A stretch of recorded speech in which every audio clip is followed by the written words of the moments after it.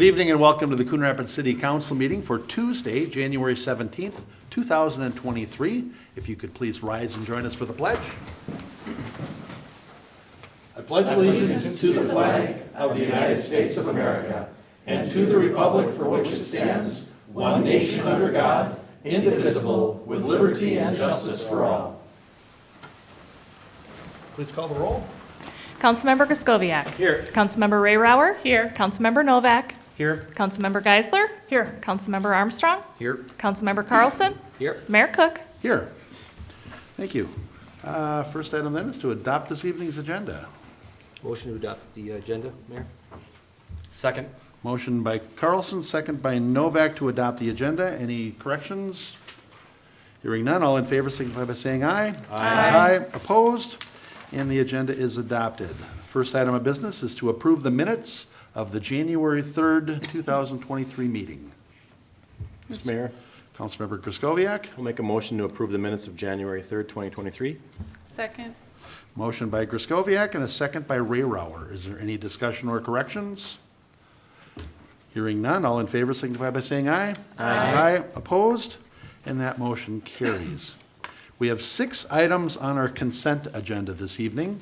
The first one is item 2 on this evening's agenda, and that's in planning case 21-55. We're looking to approve a site plan extension for Mercy Hospital Ambulance Bay Edition, 4050 Coon Rapids Boulevard. Let's see, the site plan was approved with the following conditions. All engineering comments be addressed, all sustainability comments be addressed, and a site security agreement be entered into with the city. And the site plan is valid for 1 year, so they should probably get working on it pretty soon then, I guess. And, so in planning case 2155, the city council will be approving or approves a 1-year extension of the site plan approval to February 2nd, 2024. So that's all this was an extension of the approval. I thought we'd already looked at that before. Item 2 on the consent agenda, which is item 3 on this evening's agenda, is to approve the Anoka-Hennepin Drug Task Force Joint Powers Agreement with the retirement of former police chief Brad Wise and new chief John Stanky. The advisory board is requesting an updated signature page. So we're looking to approve the 2022 Joint Powers Agreement with the Anoka-Hennepin Narcotics and Violent Crimes Task Force. Next item is item 4, third item on our consent agenda. And we're looking to adopt resolution 23-27, accepting a donation for a park bench. The family of Sharon Rothenberger would like to donate $700 for a park bench to honor her memory. The city, and of course, we're required to accept financial donations by resolution. So we're looking to adopt resolution 23-27 to accept a $700 donation from the family of Sharon Rothenberger. Do we know which park that's going to go in yet? Okay, or where it's going to go? Along the trail, and we have not yet made a determination. She did a lot of walking in town, and so her family was working with the Parks Department on where to locate it. Oh, well, that's a nice memorial for her then. And we certainly appreciate that. All right, the next item, which is item 4 of 6 on our consent agenda, item 5, is to adopt resolution 23-28, approving a Sustainability Commission appointment. Steve Sweeney submitted an application for the Sustainability Commission, and after discussion with the applicant, the Sustainability Commission recommends Steve Sweeney's appointment to fill a vacancy with a term ending 2025. So we're looking to adopt resolution 23-28, appointing Steve Sweeney to the Sustainability Commission. Item 6, which is our 5th item on our consent agenda, approve final payment to Total Mechanical Services Incorporated for project 21-40 Coon Rapids Ice Center Mechanicals. There were some change orders for a compressor rebuild and separator replacement and an 8-cylinder oil pump replacement. That's a big oil pump. 8-cylinder, wow. What's your CI? So we're looking approval of the change orders and final payment to Total Mechanical Services Incorporated in the amount of $25,904.95 for project 21-40 Coon Rapids Ice Center Mechanicals. And our sixth and final item on our consent agenda, which is item 7, is an informational item, an annual notification of participation in the Law Enforcement Support Officer Program. The Department of Defense is requesting a copy of the addendum of the state plan of operation be reviewed and made available to the community.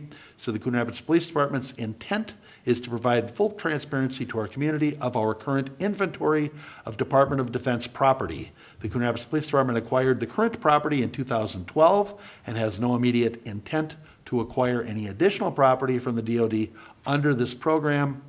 And if you look through here, it just reflects 60 small arms and 34 sight reflex. And if anybody's interested, they can look at our packet online and see if there's any more information you're interested in. So that was information only, and that is our complete consent agenda. Your Honor, Councilmember Rayrauer, I make a motion to approve the consent agenda. Second. motion by Rayrauer and a second by Novak. Is there any discussion or questions? Hearing none, all in favor signify by saying aye. Aye. Opposed? And that motion carries. And we're up to item 8, first item under new business. And this is planning case 22-26. Consider a lot split for Michael Nielsen, 11440 Crooked Lake Boulevard Northwest / 11431 Eidelweiss Street Northwest, Coon Rapids. From Dakota, does anybody need a presentation on this? It was pretty standard. There was just an angle of their lot that seemed like it should have belonged to their lot, but it was owned by the library. They jumped through all the hoops from the county and got approval from the county, got approval from our planning commission, and now it's just up to us to approve the proposed lot split. Does that sum it up, Dakota? I see you're back there. Yeah, I'm happy to address any questions you might have, or if you need any other background, but yeah, that pretty much Your Honor. covers it, so. Councilmember Novak? Just to clarify, all this is taking that property and adding it to the residence, not giving it to the library, correct? Correct, yeah, okay. so, yep, it's going, it would be combined with the residence property from the library. Okay, thank you. Yep. Your Honor, Councilmember Rayrauer? for planning case 22-26, I make a motion to adopt resolution 23-24 approving the proposed lot split. Second. Motion by Rayrauer and a second by Geisler. Is there discussion? I just want to mention, I am so impressed with the hoops you have jumped through on this. They talked to me this six and a half years ago, and I'm going, and I got pictures of it in my folder, and I thought, this is a lot to deal with the county, and they worked with the library, the county, planning commission, and here we are, and we're about to approve the lot split, so. We have a motion and a second. All in favor signify by saying aye. Aye. Opposed? And that motion carries. Dakota, is that all they need to do now, or do they have more steps now? Yeah, from our side, that's all they have to do, and then I believe you'll work with the county to fill out the, like, combined parcel form to essentially now combine that parcel with your existing parcel. Okay, Yeah. Yeah. okay. All right, very good. Glad we could do our small part here. All right, item 9 is to consider resolution 23-2, sub 8, accepting plans and specifications for, did I skip? Nope, that's right. For Robinson Drive, Creek Meadow Drive, 114th Avenue, mill and overlay, and authorized solicitation of bids. And without Mr. Hanson here, I can see we're probably not going to get a show on this, which is fine. This seems pretty cut and dried. Anybody have any questions of Mr. Himmer on this? Mr. Mayor, Councilmember Geisler. I'll make a motion to adopt Resolution 23-2 Sub 8, accepting the plans and specifications for Creek Meadow Drive, 114th Avenue and Robinson Drive, mill and overlay, and authorize the solicitation for bids. Second. Motion by Geisler and a second by Carlson. And thanks, Councilmember Armstrong. Gave me the pointed at Pat. Is there any discussion or questions? Hearing none, all in favor signify by saying aye. Aye. Opposed? And that motion carries. Item 10 is to consider Resolution 23-25, supporting a Corridors of Commerce project funding application. Anybody want to hit the highlights on this one for folks? Thanks, Mr. Hammer. Mr. Mayor, Council, this is the city's application we're putting in for the Corridors of Commerce program. We'll be requesting upwards of $30 million for the 610 East River Road interchange. This is a city project, and it's one that's been in the works for a long time. So this is an opportunity to try to get some construction funding for the project. So I'm happy to answer any questions. Very good. Anybody have any questions of Mr. Hammer? Your Honor, Councilmember Rayrauer? I make a motion to adopt resolution number 23-25, supporting the Corridors of Commerce project funding application for the Trunk Highway 610 East River Road Full Access Interchange Project. Second. Motion by Rayrauer. Was that a second by Armstrong? Is there a discussion? Mr. Mayor, Councilmember Griscoviac? I'd just like to make a note that, we had a work session on this last week. We had our local legislators in our office, and we have all of their full support too. So I hope we can get as much as we can out of this and get that intersection to where it should be. It just seems really unusual that we have a major freeway running through our town that we can't get on to go east. It just seems like that would be the bare minimum, is to get eastward movement. Right. So, all right, any other discussion? Hearing none, all in favor signify by saying aye. Aye. Opposed? And that motion carries. Item 11 is to consider resolution number 23-26, approving a resolution of support for the City of Andover Corridors of Commerce funding application. Gotta love our neighbors to the north when they help us out. Mr. Hammer? Yes, sir, Mr. Mayor, Council, same solicitation for construction funding. Each entity was only able to apply for one. And so since 610 East River Road was our priority, we worked with the City of Andover to put forth some partnership. And so they will carry the bottle on that one for third lane on Trunk Highway 10 between Hanson and Round Lake Boulevard. I'm happy to answer any questions. All right. Anybody have any questions of Mr. Hammer? This is a project that's been in the hopper for a very long time. We've gone from the third lane on Highway 10 to, we can't call it that because we're not expanding them anymore. So now it's the congestion mitigation lanes. So, all right. Mr. Mayor, Councilmember Geisler? I'll make a motion to adopt resolution 23-26, supporting the City of Andover's Corridors of Commerce funding application. Second. Motion by Geisler and a second by Carlson. Is there further discussion? Mr. Mayor, I just thank you to the City of Andover for their cooperation and partnership in this, because Andover definitely will benefit with that congestion mitigation lane, as well as the City of Coon Rapids, so it's nice that we can work together. And all parts north. Yes. All right, we have any other discussion? Hearing none, we have a motion and a second. All in favor signify by saying aye. Aye. Opposed? And that motion carries. Item 12 is to consider resolution 22-6 sub 8, accepting plans and specifications, safe routes to school, SRTS, Northdale Boulevard at Coon Rapids High School, and authorize the solicitation of bids. There are 4 improvements that are in this. One is the relocation of the existing school zone speed limit signs and the addition of dynamic speed display signs. Number 2, the Wren Street curb ramp upgrades and flasher system crosswalk installation. Number 3, relocation and upgrade of the existing mid-block crosswalk flasher system with installation of curb bump outs to reduce crosswalk length. And East School driveway parking lot curb ramp removal. Those seem like pretty basic things, but that seemed like they should make a difference, especially the bump outs for that crosswalk. Is there anything you want to hit on that, Mr. Hammer? Mr. Mayor, it's been a long project for us in partnership with Anoka County and the school district. I think we've come up with a good solution. All partners are participating cost-wise and design-wise. There'll be a joint powers agreement with Anoka County that we'll have to update when we come back to consider award of contract. Very Your good. Honor. Councilmember Rayrauer?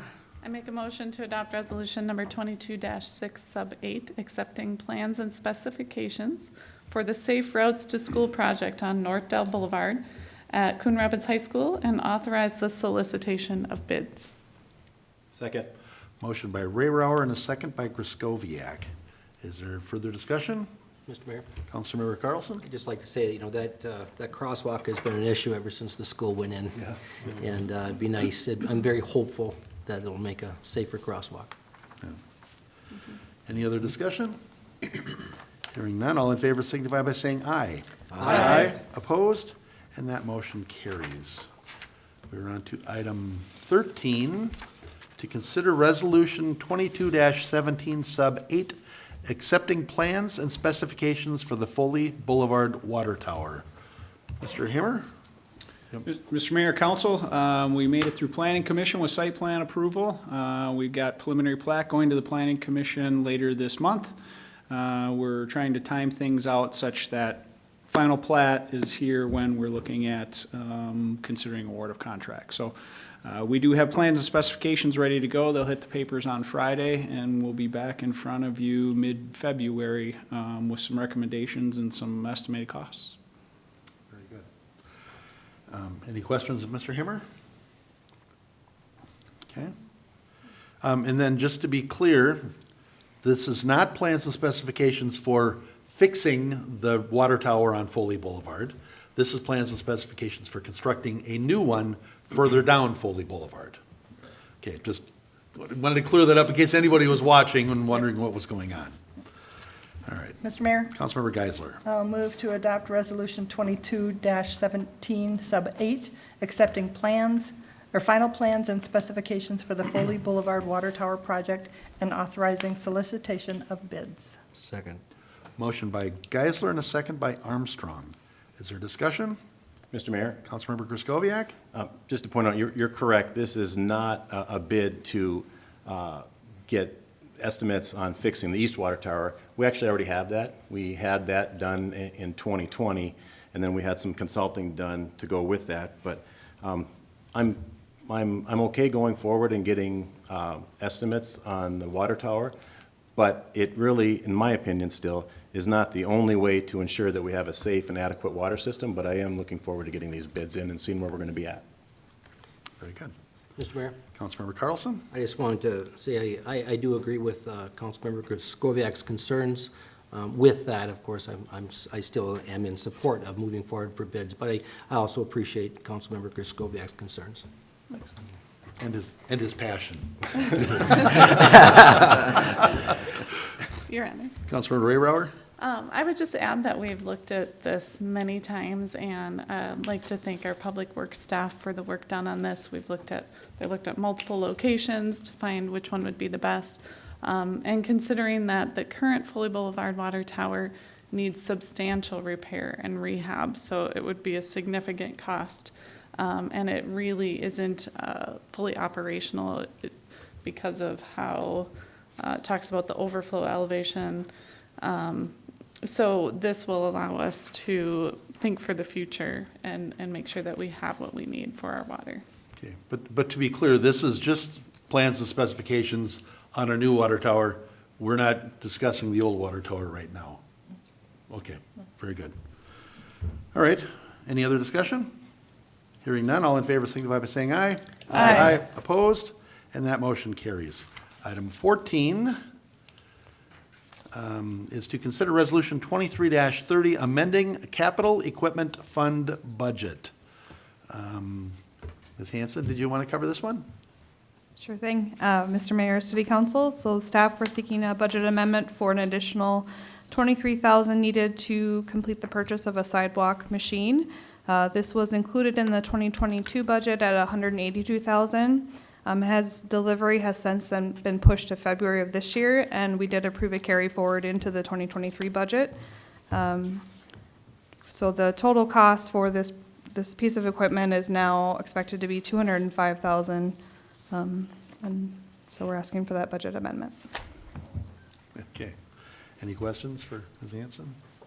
Mr. Mayor, Councilmember Griscoviac? I have a question on this one. We've already ordered this machine, correct? And did we use the state contract to order this machine? Did we use a state contract? So we ordered it at the state contract negotiated price, but now they're not honoring the state contract price? Is that what I'm hearing? Councilmember Griscoviac, Council, yes, through the state contracting, run into this many times, whether or not you can even order the equipment, first of all, and then once it's ordered, having additional costs passed down through the state from their vendors that they receive it from. So yes, this isn't the first time that's happened, but that's accurate. Well, in my regular business, I mean, if I provide a quote and I accept a PO from a vendor, they're pretty much locked into that price. It's tough to accept a $23,000 increase after they gave us a quote and accepted our PO. So how much pushback have we done here? Councilmember Skoviak, in the conversations I've had with this and other equipment, their answer is, well, that's fine. If you choose not to accept the price, we'll just pass it on to somebody else. There's not a, okay, we'll send it to you. They say there's more than enough people waiting to take it if you don't want it. Choices are take it or leave it. Pretty much. Great. Unfortunately, it's frustrating. I totally understand where you're I coming feel like from. they're taking advantage of us because, I mean, they've got our PO at that price. Sure, prices have gone up, but did the price go up before we placed the PO? That's, you know, I have an issue with this one. Yep. It's frustrating, but I guess I'm going to support it just to get it. It's more than 10%. Yeah, it's $23,000. That's a pretty big price increase on a piece of equipment. All right. Anybody else have any questions? So, Mr. Mayor, I'll Councilmember make a Geisler? motion to adopt Resolution 23-30, amending the 2023 Capital Equipment Fund budget.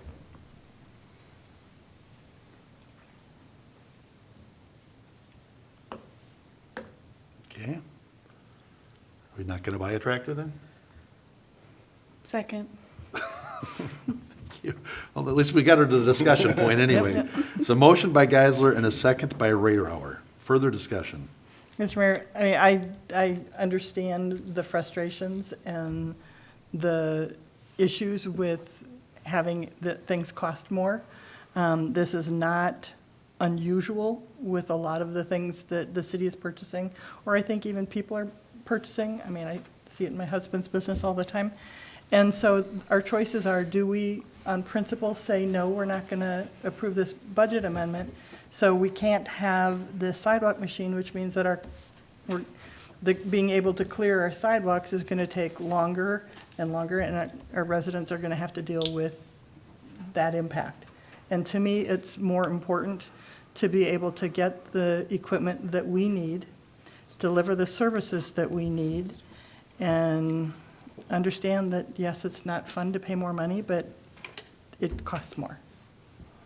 Your Honor. Yeah. Councilmember Rayrauer? Question for Mr. Hemmer. Can you share with us if there is another way to get it at this point in a timely manner or fashion, and that would cost less money?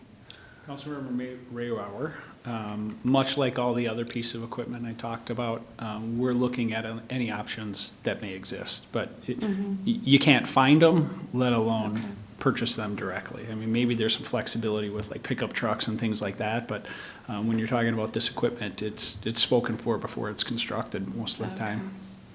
Okay. Okay. Mr. Mayor, Councilmember Kraskowiak? I get what you're saying, Councilmember Geisler, I do, because I'm in this stuff and resell stuff all the time. But I think just because we're a municipality doesn't mean that we could, that the state contract doesn't have to hold its word. It's a contract. I mean, they were awarded a state contract. This item is in their state contract at that price, and we purchased one. I mean, what's the point of using a state contract if we can't leverage that, I guess is what I'm saying. So I guess my question to the team then is, you know, when is that state contract up, and are we going to try to point out this type of activity when they go out to bid again? Mr. Hemmer, is that an accurate description of what's happened? We have a proposal, I mean, we have a bid in to purchase on this that was approved by them. They just delayed it, and now they've said the state bids are up $23,000, and it's gonna cost us $23,000 more. I mean, have they, like, have they like authorized or approved our purchase agreement and all that, or what's going on? What happens, Mr. Mayor and Council, is they provide an estimate. They say, here's what it's going to take to purchase. We get our PO, we send it off to them, and we say, yes, we'd like one of those. And then time will go by and we'll check in and say, what's the status on our equipment? Well, it was going to be September, now it's going to be November. So then November comes and we call them and we say, we're still waiting on our equipment.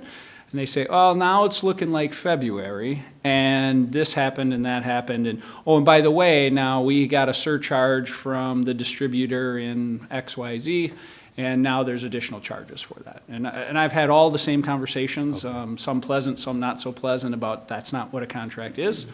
And the way the state contracting works is there's different vendors that offer different pieces of equipment and trucks and things of that nature. You get the bid to offer that piece of equipment. There can be a few vendors that offer it, but the idea is that that negotiation has already taken place at what's a fair price. Unfortunately, we don't get to participate in that, and now they're changing the rules on us as well. So it's something that I've talked to Mr. Brody about, Mr. Stemwedel about, Ashley back here about, is what's our recourse on this? And I don't know if it's a legislative thing. I'm not sure how to go about it, but at this point now it's getting more and more difficult to find people to even bid on the state contracts. So there are times coming up now where we may be in the market for a pickup truck and there is no state contract for it because nobody wants to touch it. So we're skating kind of thin on a few areas on how to try to procure this equipment. Your Honor. Councilmember Novak? Mr. Hammer, question. What is the need for this item? I mean, I understand what it does. I understand what the need is, but I mean, are we going to not be able to clear our sidewalks without this? Councilmember Noak, we have 5 items right now, 5 pieces of equipment that clean. We have 5 sidewalk routes that we run. One of those items is currently down, and it's one of our oldest. That's the one this was going to replace. And that one, so right now we're running on 4 routes instead of 5. So it just takes longer to get it done. Will we be able to keep plowing sidewalks? Yeah, we will. It'll just take longer to get them done. And I'm sorry, follow up. What's the estimated cost to repair the old one as opposed to purchase a new one? The estimated price to repair it is significantly less than we're talking about, but it's going to take us 2 months just to get the part. We got to order it from overseas. So winter is shot pretty much for having 5 of these things. Unless we get the new one in February. Which is part of the reason why we pre-ordered this one a long time ago. We came to you and asked, hey, can we pre-fund this? Can we pre-order it so we get it in time for winter? And all intentions were there, and then they said, yeah, sorry, we're not going to get it to you in November. It's coming in February instead. And that's still no guarantee that's going to show up in February. All right. Goes back. What, Mr. Stemwedel? Mayor, Council, Tim did explain, Mr. Hammer did explain the majority of some of the comments I was going to discuss. Essentially, when we're putting our name in the state contract, is sort of putting our name on a list. And so, you know, whatever savings clause the vendors have at such a time when those are awarded, that they can add costs. I think Mr. Hammer has explained that fairly well. You know, the long-term need for the piece of equipment's there, so I would say regardless of the council's direction tonight, that will be a continued request in the future, and at which point I could strongly suggest that it would be more expensive into 2023, 24, and beyond. So, well, you know, personally, I don't like the approach, and there are challenges with the contract. I think it is, you know, the best recommendation we can make at this time is to purchase it now. I think on principle, I could see not doing this, but the fact is, if you came and said, we need one of these and it's $205,000, I would go, okay, everything's expensive. So, yeah, so I guess I still support going forward with it. But Mr. Mayor. Councilmember Griscoviac? I agree with that. We got a lot of streets, we got a lot of snow this year. I mean, and we all get emails, you know, when can you get my sidewalk plowed? We don't want people slipping and sliding and things like that. So I supported the piece of a capital of equipment, but this one just rubs me a little bit wrong still. Can I just ask one more question then of Tim? Do you know who holds the state contract on this, the name of the company? I don't have that at my... Okay. And the only reason I ask is maybe we could have gone out beyond and did some competitive bids on this instead of using the state contract, and then we would have known for sure what that price was. And at that time, I'm sure they would have held that to that price. Those are, again, just some of my overall. staff, council probably all have the same concerns. Your Honor, Councilmember Novak? I just want to agree with that and suggest that in the future, if you're not doing that, by all means, please try.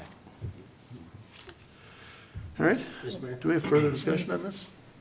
Mr. Mayor? Yeah, I just wanted to add, if maybe with future purchases like this, we could see how we can avoid that company. Well, if they have the state contract. However, now, if we have to go outside a state contract or what have you.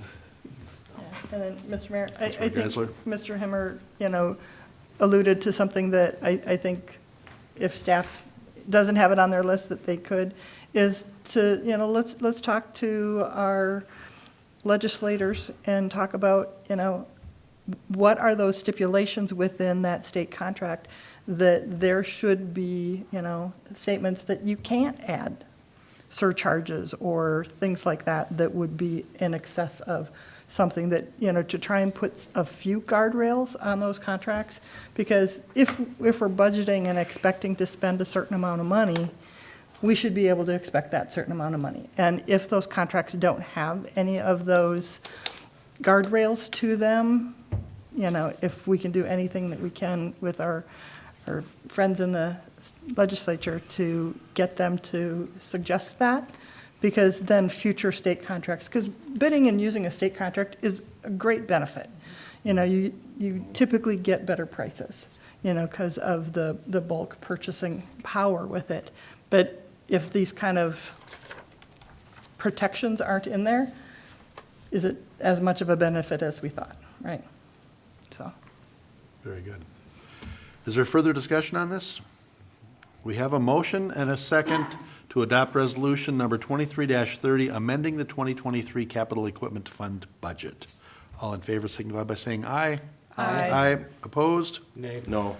The motion passes two noes, is that right? Council members Novak and Griscoviac. Item 15, consider water utility rate changes. All right. Ms. Give a Hanson? presentation on Go this for this it. evening. So, short one. I'll try to be brief. All right. So before you is considering making some adjustments to our water utility rates for 2023. So to provide a little bit of background for folks at home, our water utility fund is a self-supporting enterprise fund, meaning the revenue generated from the user fees is meant to pay for all associated operations and capital expenses. We as a city have invested in replacing and maintenance of our critical water infrastructure and expect to do so. Over the next 10 years, we are estimating over $77 million in future capital costs related to the water fund. This is putting upward pressure on our rates. Knowing that, in 2022, we engaged with our municipal advisor, Ellers, to conduct a comprehensive utility rate analysis and really project out to see whether the revenue generated will meet our ongoing costs.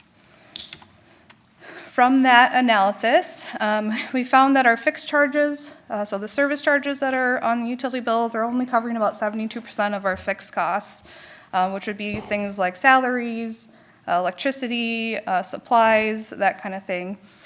They found that we need to build up more sustainable cash position. So as of 2022, we're about $4 million below our projected working capital target, which is 50% of our operating expenses and 100% of the next year's debt service. So we don't necessarily have enough cash on hand to be able to pay for that next year's debt service. Overall, they found that in order to be able to recover this and meet our target by 2031, we need an overall revenue increase of 18.3% in 2023.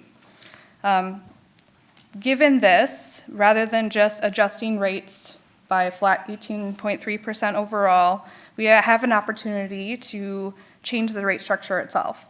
So some of the things that we're getting out of this would be to ensure the long-term financial health of our water fund, that we're generating enough fixed revenue to cover our fixed costs and we have a reliable cash flow, better aligning user charges with usage patterns and associated costs, and incentivizing conservation among high water users.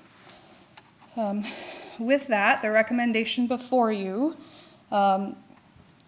calls for adjustments to both the fixed charges or the service charge and the usage-based charges.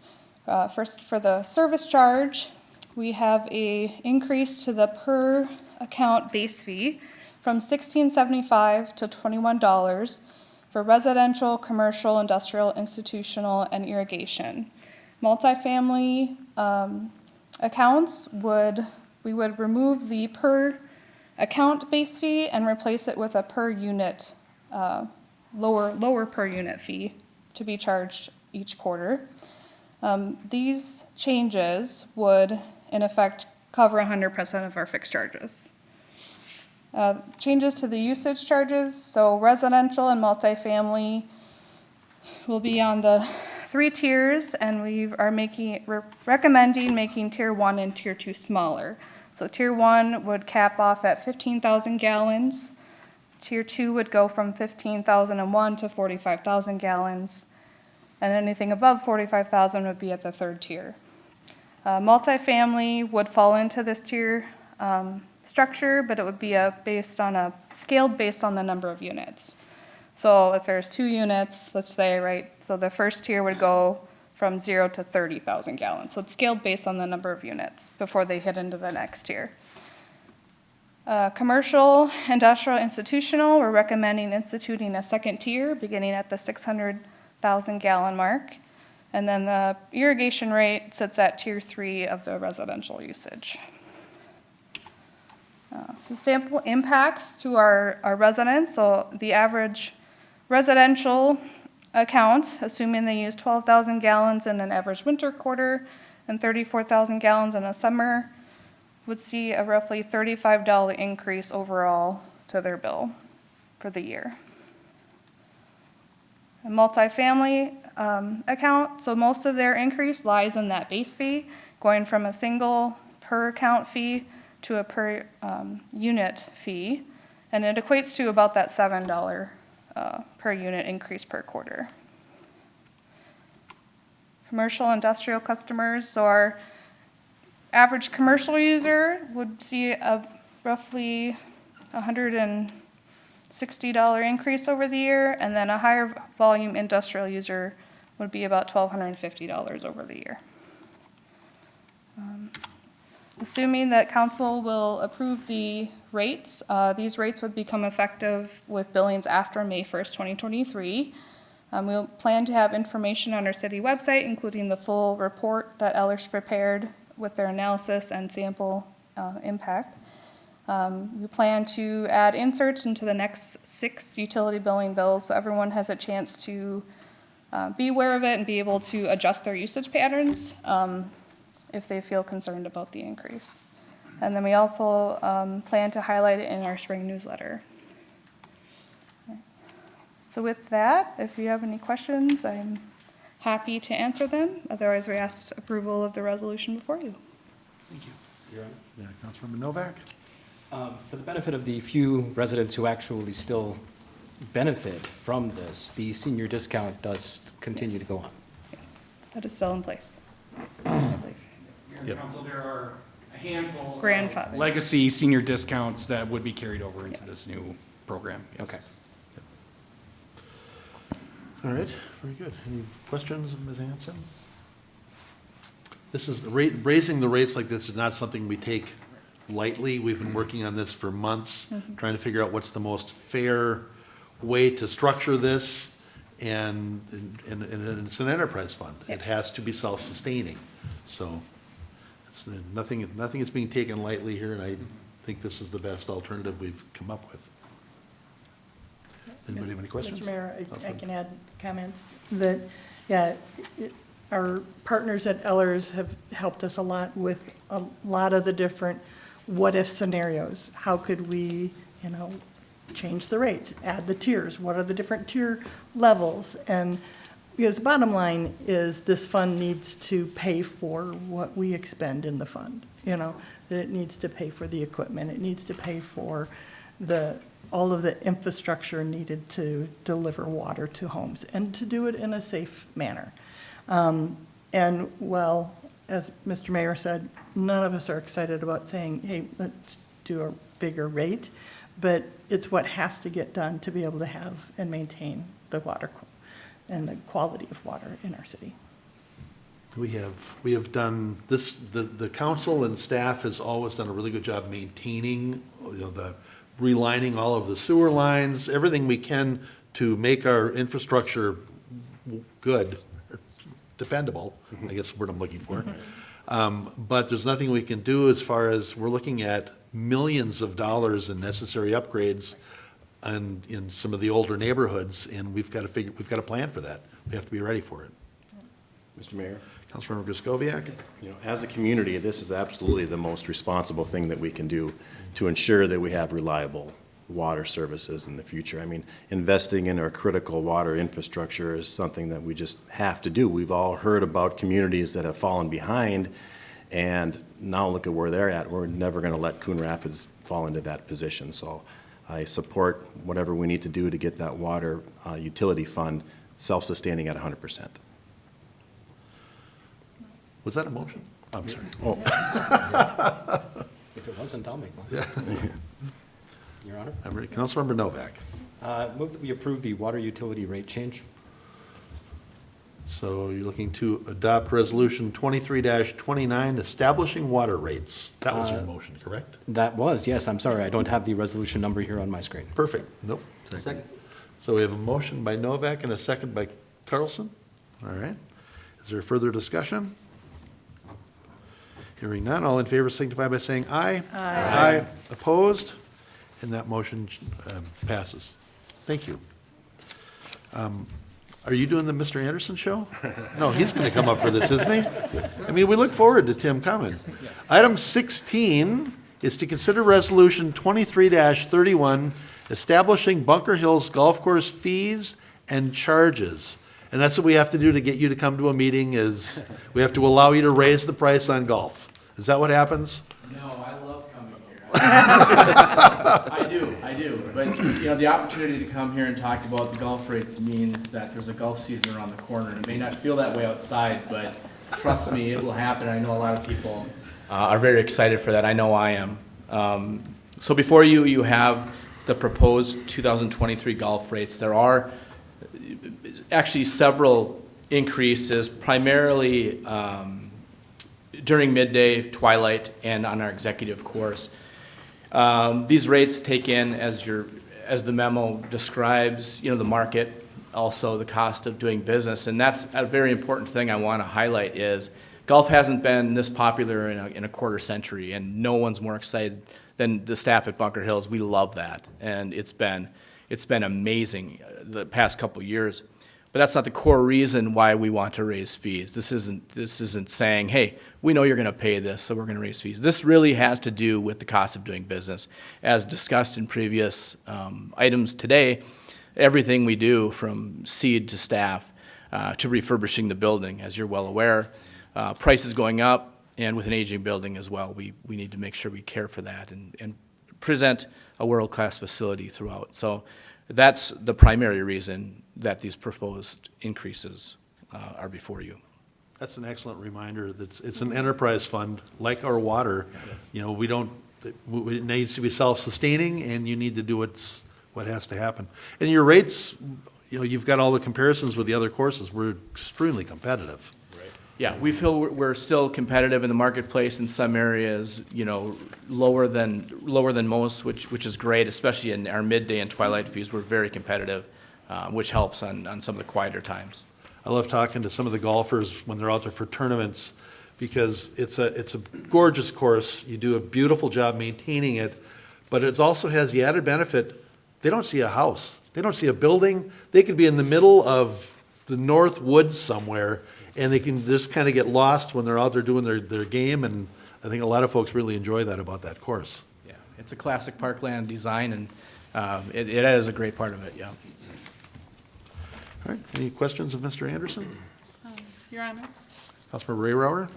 I would just reaffirm that, inflation happens, rates go up, but I feel very strongly that here in Coon Rapids, we do a great job of being fiscally responsible all across the board with the cost of our services and the high level of great quality that we deliver from our streets to our golf course with the cost that we incur. So with that, I'll make a motion to adopt Resolution 23-31, establishing Bunker Hills Golf Course fees and charges. Second. Motion by Rayrauer and a second by Geisler. Are we going to work in something to the motion that he has to come back to a meeting once in a while? All right, further discussion on this?